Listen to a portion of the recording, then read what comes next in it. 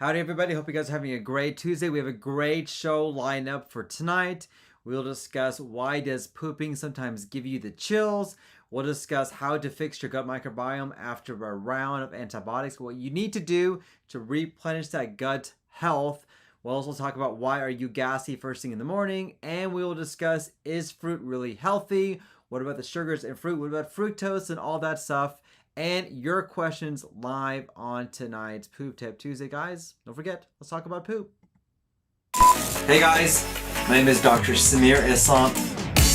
My passion is to give you tips and tricks to help out with your gut health. I grew up in a small town called Odessa, Texas. You may have known that from the movie Friday Night Lights or even the TV show. I did my undergrad at the University of Texas at Austin, go Longhorns. And I did my GI fellowship training at the Mayo Clinic. So guys, let's talk about poop.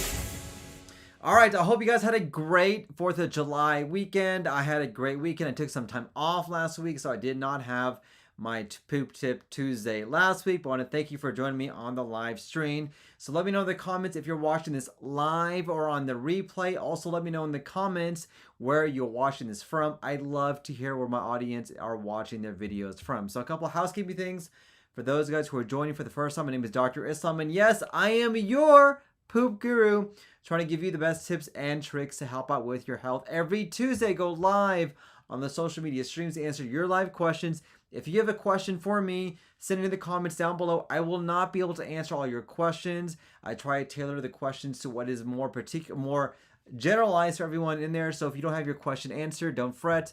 Let me know if there's anything else I can do. And I hope you guys are having a great Tuesday. So let us begin.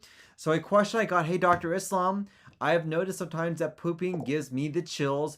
What is going on and what is the cause for this? So let me know in the comments down below. Have you noticed yourself if pooping gives you the chills? Do you get cold really? Do you have a lot of change in your heart rate? Do you notice the hairs on your skin start to stand up? Well, there's a very common reason why. What I consider a poophoria. Yes, my poop jokes are going to be here all the time. But basically what happens when you have a bowel movement is that you are stimulating what's called the vagus nerve. Now, the vagus nerve is part of what's called the parasympathetic nervous system, the rest and digest nervous system. You have kind of two main nervous systems, the fight or flight and the rest and digest. And pooping is part of the rest and digest. And when you have a bowel movement, you actually stimulate that vagus nerve that runs from your brainstem all the way down to your colon and to your rectum as well. Your rectum has a lot of nerve fibers that are innervated by the parasympathetic system or the vagus nerve as well. So when that is stimulated, it can cause sweats, it can cause chills, it can drop your blood pressure and your heart rate as well. This is why people sometimes faint if they stand up very, very quickly, because that vagus nerve and the parasympathetic system is innervated. And if you have a large bowel movement, a good bowel movement, that can trigger that sensation of those chills by stimulating the vagus nerve. Now, it may not occur all the time. It may not occur with every single bowel habit or bowel movement, but it is a very common occurrence and it is normal. I don't want you to have to worry about that. It is normal sometimes to feel those chills, to feel your heart rate change, and to feel other things that may be going on from having a bowel movement. So don't worry, it is normal, and it's part of the normal part of having a bowel movement. All right, great question. Alicia, it's good seeing you from Jamaica. Thank you for watching. Carol, it's good seeing you as well. Thank you for watching on the live stream in our hometown in Lubbock. All right, question number 2. Hey, Dr. Islam, how do you fix your gut microbiome after a round of antibiotics? Well, it's a very good question. We're seeing more and more information of how antibiotics really destroy your gut microbiome. They increase the amount of bad bacteria, get rid of all the good guys, and they make it more likely for you to have a more difficult time to get back on the good part of your gut microbiome. And all it just takes is just one course of antibiotics to do this for any number of different reasons. So here's what you need to do to replenish your gut microbiome. Number 1, you need to make sure you don't take any unnecessary antibiotics. Now, I know antibiotics are given out like candy these days for any type of infection, whether it's a viral infection, which is one of the more common reasons why people get sick, or an actual bacterial infection, people give antibiotics. So you need to make sure that you get your antibiotics for the right reason, that you are actually treating a bacterial infection and not a viral infection. So make sure of that. Make sure you're getting this for the right indication. Number two, as soon as you stop the antibiotic, make sure you really incorporate fiber and really incorporate a big amount of plant-based diet. By far, this is going to be the most effective thing you can do to replenish your gut microbiome. Better than any probiotics, so I won't mention that deeply here, but better than any probiotics are prebiotic fibers, prebiotic foods, and a diverse array of plants and vegetables that will help to increase that garden, to make it normal, and to really improve your gut microbiome. Number three, same thing, incorporate as much vegetables and fruits as you can. Number four, you want to try to minimize your animal fats. We know that animal fats really increase the amount of bad bacteria, decrease the amount of good bacteria, and cause pro-inflammatory conditions inside your gut microbiome, which can lead to long-term consequences, including higher risk for Crohn's, colitis, irritable bowel syndrome, leaky gut, diarrhea, constipation, cancers, and other conditions outside the GI tract. Next, make sure you minimize the amount of processed foods. Processed foods have nothing good in them. They're full of fat, bad fat. They're full of sugar. They're full of bad carbohydrates. There's so many calories in them, and they don't have a lot of vitamins, minerals, or nutrients in them. And then lastly, consider adding a probiotic. Now, I add this at the very end because people automatically assume that taking a probiotic is going to change everything inside your gut microbiome. And I'm sorry, there's no science to prove this, and there's no science to suggest this. So consider adding a probiotic at the very end, but there's no way you can out-gut your gut. You can't. So if you don't do these things to help out with your gut naturally, including changing your diet, a probiotic is not going to change that. But if you do all these things, then considering adding a probiotic towards the end to help out with your gut microbiome. All right. Giannis, good seeing you. Thank you for watching. B is good seeing you as well. Margaret's good seeing you. Ashley is good seeing you. I'm doing great. Thank you. Isaac, good seeing you. Yes, please feel free to ask a question, and I will answer it if I certainly can. All right. Margaret Paul, you have a very good question. I poop one day black. Is that okay? Well, I'm glad you asked this question. So black stools can be due to a lot of different reasons. Sometimes it's certain medications that we take like iron, Pepto-Bismol, that can turn your stools black. Not a big deal. But what we worry about is if that's not the case, black stools, especially tarry black stools, could be a sign of bleeding inside your GI tract. Whether it's an ulcer in your upper GI tract or some lesion on the right side of the colon that is oozing out blood, that could be a sign that something could be bleeding, especially if that stool is tarry, sticky, and black. We call that melena. Now, that is something that should not be ignored, cannot be ignored, and needs to be investigated by either blood testing or taking a look to see exactly what's going on. So if you're having black stools, make sure you get that checked out and make sure you get that evaluated. Great question. All right, perfect. All right, next question. Hey, Dr. Islam, I am so gassy in the morning. Why am I so gassy in the morning? All right, so let me know in the comments down below. Have you experienced just a flood of gas in the morning? And you're wondering, what the heck is going on?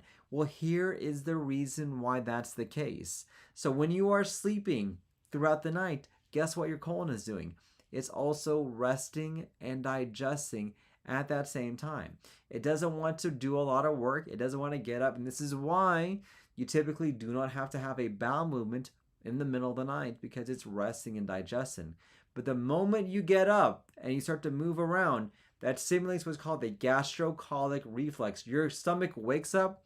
It tells your colon, hey, get up. We're fixing to start the day. And so your colon gets up, and all of a sudden things start to contract. Things start to move. It gets revved up, and things start to really get going. And in the process of getting up and moving, it starts to expel things all throughout the colon, including gas. And so this is why you may be having gas very frequently in the morning. In fact, the highest volume and probably the longest emissions that you have throughout the day are typically in the morning as your colon gets revved up and it's going. And also during that time, that's also a reason why you may have a bowel movement in the morning as well. And so it is a normal part of your GI tract to have a lot of gas in the morning. Nothing's wrong with that. Nothing's dangerous from that. Very normal, and it's not a big deal. This is why it occurs, because your colon is actually waking up at that time. All right.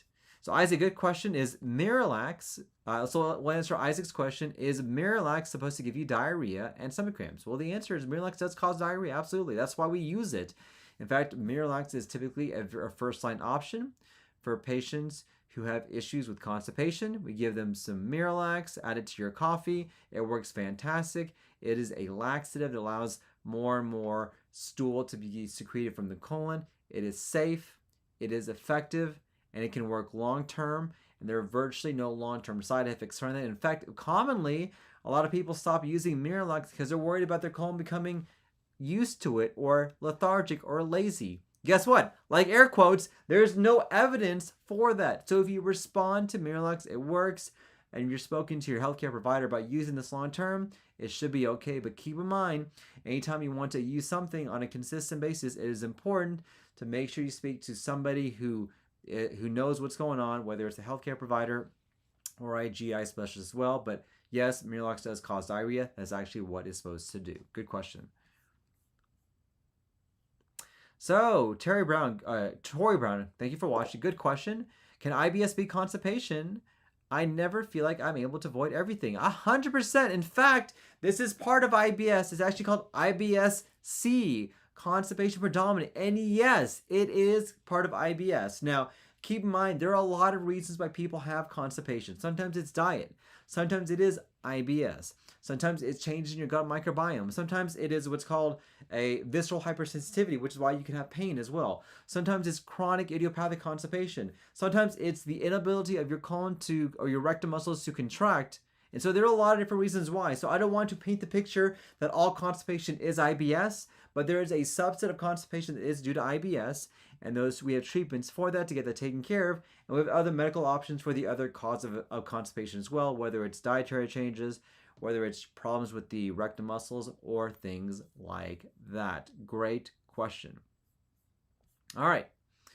Next question. Hey, Dr. Islam, I have seen on the internet and on social media that you should not eat fruits because of the high sugar content. Are fruits healthy? All right. So let me know in the comments down below. Have you seen this? Have you heard of this? What are your thoughts on this? Well, let me tell you what the evidence suggests. So I've seen this everywhere on social media, on the internet. People ask me this all the time. Hey, are fruits really healthy? I know you're a plant-based doctor. You give a plant-based diet. I know you advocate lots of fruits and vegetables. Is that really healthy? Well, the answer to that, based on the science, is yes, absolutely 100%. So what fruits have, including the sugar, is a lot of fiber, vitamins, and minerals. And we look at the data of the sugar being released in fruits. It does not cause a significant increase in insulin. It does not cause a significant increase in fat being absorbed or being stored. It does not cause a significant change in your glucose or anything else. The fiber supplementation that's in fruits, the vitamins and minerals help to minimize some of those supposed changes, and fruits have a lot of great things going for them. Like I mentioned before, it's an excellent fiber supplementation. It's an excellent way to get that sweet tooth craving without having all of the added significant sugar that's there. And there's an excellent way to increase your vitamins and minerals. Now, what is not good for you are fruit juices. These are ticking time bombs for your gut. They're high caloric intake. They have lots of sugar. They have lots of artificial sugars. They have very minimal fiber. They have very, very minimal nutrients. And so these fruit juices, don't use them. Now, if you want to incorporate fruits in a smoothie in which you actually have the real fruit in there, absolutely, you're not going to lose any of the benefit. But if you're going to juice your fruit and have just the juice only, guess what? You're getting rid of all the good stuff and keeping all the bad stuff. Don't do that. Have the fruit whole, eat it. That will help out with keeping hungry. Add it to a smoothie. I have fruits all the time. I try to have fruits with every single meal. Fruits have antioxidants. They have anti-cancer properties, anti-aging properties. They're great for your gut microbiome. They're like the superfood for our health. So use them, and don't use the concerns about sugar to be something to be worried about, guys. Seriously, don't worry about that. I don't want you to fall into that myth or fall into that trap. Great question. All right. All right. So Sunita, good question. Does rubber bands on hemorrhoids last? Oh, it's a great question. So, there are a lot of ways that we can treat hemorrhoids, and one of the ways that we treat them is what's called rubber band ligation, which in essence, you put a rubber band around the hemorrhoids, it strangulates the hemorrhoids and gets rid of them. So this actually gets down to the root cause of why you have hemorrhoids. It gets rid of them as opposed to putting a band-aid on the problem. Now, in the vast majority of cases, in my experience, it does get rid of your hemorrhoids permanently. But if you don't fix the underlying cause of why you have hemorrhoids, well, guess what's going to come back? Those hemorrhoids. So if you're straining, pushing, not having enough fiber, having poor bowel habits, poor posturing, sitting on your phone, scrolling, sitting on the toilet for 5 minutes, guess what's going to come back? Those hemorrhoids. So unless we can get rid of the hemorrhoids and fix the root cause, they're going to come back. But it's a safe, effective, and a permanent fix when it comes to hemorrhoid issues, and so it works really, really, really well. If you are interested in getting your hemorrhoids fixed, come see me. We do this all the time, and it really helps out with a lot of our patients. All right. So Carol, good question. Fruits have sugar, but is it still healthy for those of us who are trying to avoid sugar? Yes, yes, yes, yes, yes, yes, yes, absolutely. It has the fiber, has the vitamins, have the minerals, have the nutrients, have the antioxidants. Yes, yes, yes. Don't use this idea of fruits having a lot of sugar in them to be a reason to not have that. It is natural sugar. There's no evidence of glucose increasing, your sugar intaking being a lot worse. Don't worry about that. Now, obviously, if you go crazy and have like 30 mangoes a day, okay, I'm going to tell you that's not good for you. Everything in moderation. But if you do that, you'll be fine. Don't worry about it. Don't get worried about that possible concern about the sugar intake in fruits. Great question. All right.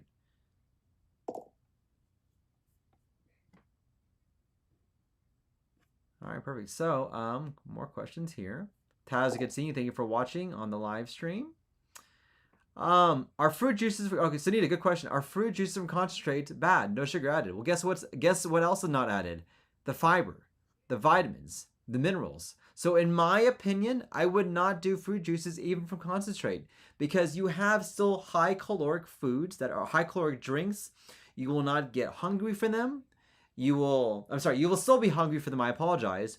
You will not have the benefit of fiber. You'll lose some of those natural antioxidants that are in them.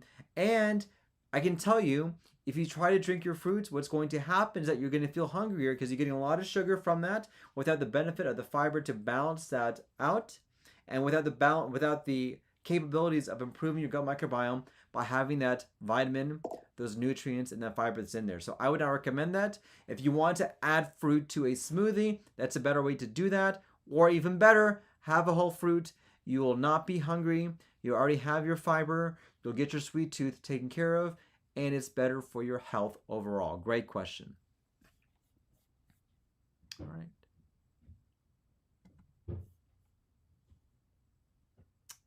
All right. Perfect. All right, guys. So Tori Brown, best probiotic I recommend. Okay, I am not going to recommend a probiotic because I am going to tell you. I'm going to do a video on this soon. So coming soon, I will tell you. This is a very good question on that. So David de Guzman, I started taking fiber, psyllium fiber. Does it really help? Yes. Oh, great. I am so glad you're doing this. So psyllium fiber is part of the backbone for gut health. And this is a way for you to improve your gut microbiome if you want to just add some fiber to your diet. Yes, it does help. All of the evidence for when it comes to IBS, gut microbiome health, improving your health overall, has fiber as the foundation for that. And I will tell you, for a lot of my patients, adding some fiber in their diet can make remarkable changes to make them feel better, whether you're having pain, whether you're having constipation, diarrhea, or things like that. Now, psyllium fiber is probably going to be the most effective fiber that's out there, so look for that if you're trying to get a over-the-counter fiber supplementation. Psyllium, Psyllium, is the fiber to take. Look in the ingredients, make sure it has that. And I can tell you, this is what we recommend for anybody who has gut issues, is at least start off with the fiber. And a good number of my patients actually get their gut issues resolved just by adding more fiber to their diet. It works great, and yes, I would recommend that. Now, when it comes to fiber, it is a dual-edged sword. So what I mean by that is you have to go low and then go slow over time. So don't all of a sudden start to have a whole bunch of fiber supplementation early on, because that's going to cause you to have more bloating and gut issues. So keep that in mind. But go low, go slow, and I will tell you, your gut will thank you from that. Good question. All right, perfect. All right, guys. I want to thank you for watching today on my live stream. So a couple things. Number one, if you haven't already, let me know if you're watching this live or on the replay. Number two, also let me know where you're watching this from. And number three, if you have not subscribed to a weekly newsletter, I'll put a link down below where you can subscribe. Every couple of weeks, I send out a newsletter in which I give you the best tips that I recommend for my patients. And if you want to get me every week or so to your inbox, subscribe. I look forward to seeing you guys on future videos. If you haven't already, don't forget to smash that like button, like, share, and subscribe, and share this video as well. And I hope you guys have a great day. And I see you guys next Tuesday. Thanks and take care. Bye, everybody.